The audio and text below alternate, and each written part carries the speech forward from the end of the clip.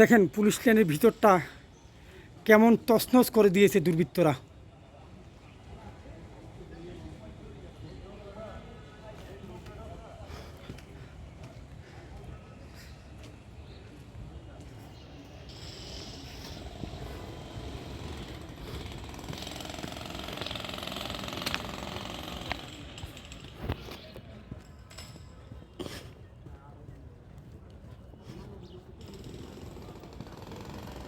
পাঁচ আগস্ট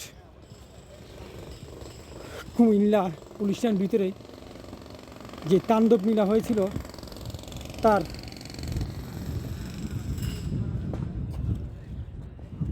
এই ধ্বংসস্তূপ দেখতে পাচ্ছেন আপনারা। আমি আসলে বলার ভাষা খুঁজে পাচ্ছি না যে আজকে আসলে এটা কী হয়েছে।